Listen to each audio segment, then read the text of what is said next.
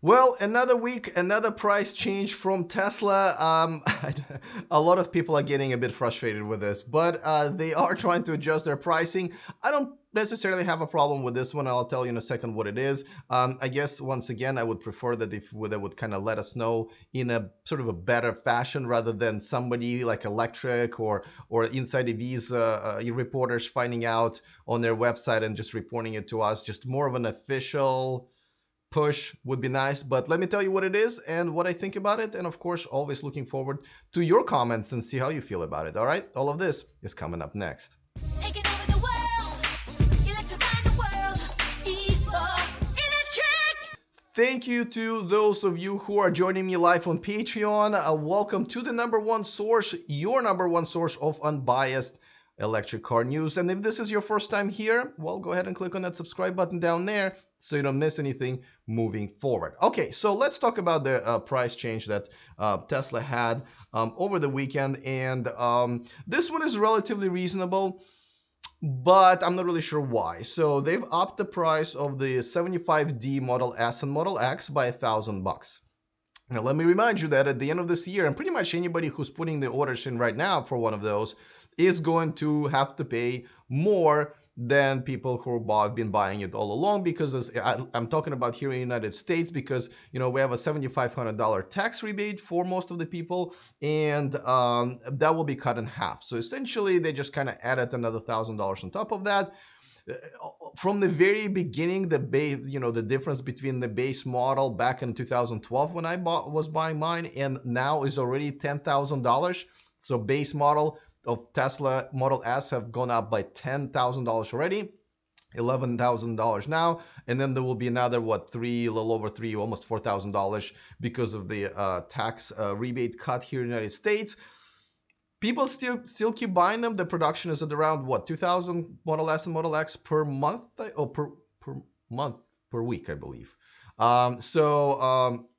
It's been steady. My point is, it's been steady, and I don't quite know why, but at the same time, materials go up in price and everything, and this is why I think they should do it in a different way. And let me tell you, and I'll tell you about a few other things that have changed. Before that, just want to remind you that the show and this channel is sponsored by Evanex, the aftermarket accessories for Tesla. Go ahead and grab yourselves a discount code in the description of this video, so you can save yourself a few bucks on this. I have quite a few of them on my Model S as well. Okay, now let's talk about other things. Now, there's just tons of changes to the interior, but mainly Tesla's been cutting down. Now, there's, I believe, only 3 choices for Model S, 2 choices for the Model X, I believe. The black interior, I'm just looking into my notes, the black interior is now standard. The only thing that went down, I believe, is the cream and white interior. I think it went from $3,300 to $1,500. Oh, and 100 D Model S and Model X actually went down in price by $500. Kind of nice. Not really sure why. I don't think it's going to make a difference for those who pay $100,000 and more, but it went down. Now in Europe, it's a little different. For the 75D models, Model S and Model X, it went up by 1,500 euros. But for the 100D, it just didn't change. So in Europe, it's a bit of a more price change than here in the United States. So here's for those of you who prefer to have a roof rack, bad news. Model S is only going to have an all-glass roof, which I believe you cannot mount the roof rack on. So I'm not sure if they haven't thought it through, but it looks like they're trying to streamline the production, including Model S and Model X, not just the Model 3, and therefore there are now less and less choices. I gotta tell you, I don't see how. Again, hey, listen, they're selling cars, so that's all that matters, right? It's all about the market. I'm not quite sure how it's going to be. Oh, sorry, that's the wrong slide. Here I'm just like, for example, this interior is gone. That's not going to be available. I know a lot of people really like this gray and black interior. That's for the Model S. But this one will stay. This is a Model X all white interior, which is very, very beautiful on all of the cars. Again, I would just wish they would let us know, not just only ahead of time, but also in terms of like officially announce it, rather than just change it quietly and then somebody notices and makes it, somewhere on Twitter on electric or inside EVs, just like I said. It should be a investigative journalist job to figure this out. Tesla should just let all of the customers know. It will be nice to give us some sort of a reason for that. And I know there was just so many price changes up and down, and it's been frustrating a lot of people. A lot of people feel a little bit robbed, when they bought a car and it went down in price like the next day by 1,000 to 5,000. We just had that happen, right? I just wish that Tesla would communicate a little bit better and explain why, right? I think an explanation and just a fair warning or fair post would really calm a lot of people down, and at least wouldn't feel like they're doing it behind everyone's back, like like we would notice.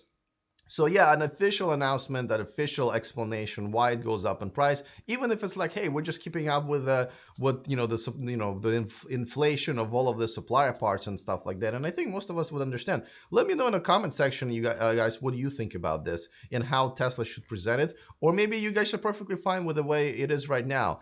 I know a lot of you are frustrated. I see a lot of posts in my Facebook groups that people are getting a little bit restless. So let me know how you feel. But for now, I just want to give a few shout outs to those of you who are supporting me on Patreon. Orak is one of our new Patreons. Thank you so much for supporting me there. Then Donald Moe. Donald, thank you so much. Welcome to my Patreon community. And of course, last but not least, Rob Yale. Rob, welcome as well. You guys can now watch me live, depending on which level you're on, but you definitely have better access. You definitely have a more say in ideas and themes that I incorporate into my show. The Extra Mile, just a segment that I do specifically my Patreon, so you can only see it on there. And of course, you're just supporting me to be the unbiased YouTuber for the electric car community that I am, that I'm now full time. If you do want to watch me live on YouTube, I do that now once a week, and it's just a subscriber hangout. I already posted the scheduled next one, which is always going to be on Sundays. You can go ahead and click on an alert so you're reminded, and that way you can join us. Usually just hang out, answer your questions, comments and so forth. Talk about some of my personal stuff that's going on in my life. You guys want to know, so that's fine. I'm an open book, so definitely join us then. All right, guys, well, let me know in the comment section what you think about all of this stuff. I know a lot of you have a very strong opinion. Looking forward to that, but other than that, I will see you next time, and remember to stay charged.